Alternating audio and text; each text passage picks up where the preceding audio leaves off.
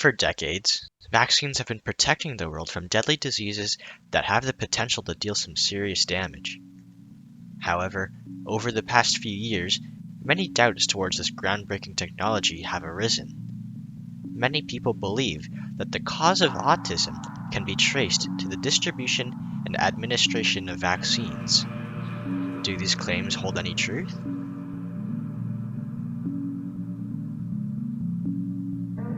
Vaccines are a product that provides immunity to a certain disease through the stimulation of one's immune system. It usually utilizes a weakened or dead virus in a liquid injected into the body where the immune system can fight off and remember how to combat the virus in the future, granting immunity to the disease.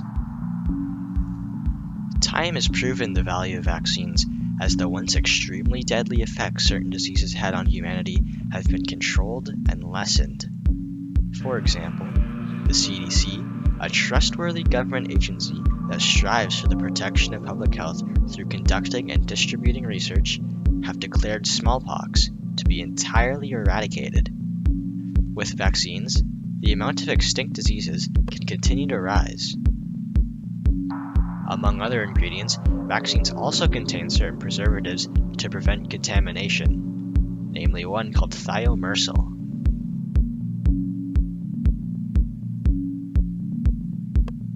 Thiomersal is an anti-fungal preservative found in some types of vaccines that is able to turn into ethyl mercury, which can be toxic in high doses. Because of the risk of toxicity, it was removed from almost every vaccine, with it currently being only found in small traces.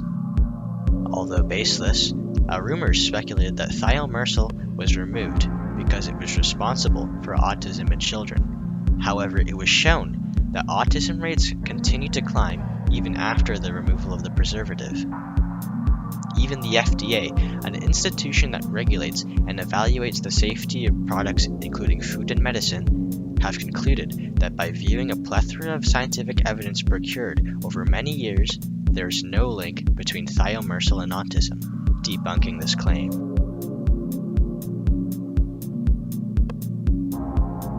Furthermore, the MMR vaccine has been subject to much skepticism, as in the 1990s, an article about its potential risks, written by former British physician Andrew Wakefield, was published by a prestigious medical journal known as The Lancet.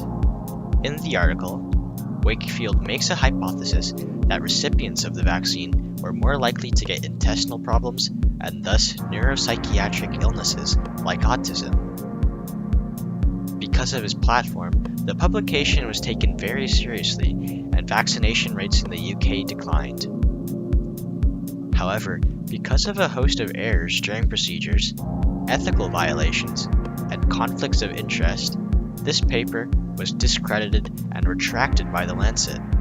Other studies have tried recreating his experiment in light of this incident and could not replicate his results. Numerous other studies have been conducted and found no correlation between the MMR vaccine and autism. So, if so much evidence supporting the claim that vaccines cause autism is disputed and flawed, why are these views still apparent?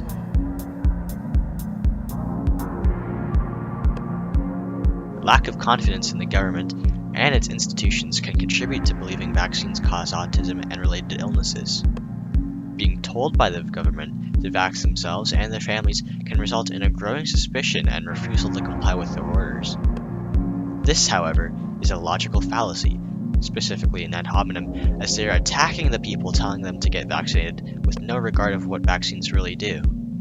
In addition, a lack of understanding of how vaccines work can also result in a worrying attitude towards vaccination. In the current age of misinformation and alternative facts, it is important to educate as many people as possible about the benefits of vaccines to prevent catastrophe.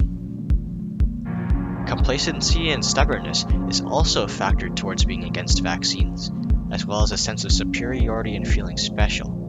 A common argument for being anti-vax is one is either pro-information or a sheep for believing in vaccines, which is a false dichotomy. Moreover, people against vaccines put themselves into echo chambers, mainly through online forums and groups, where their opinions and views are shared and repeated throughout their community.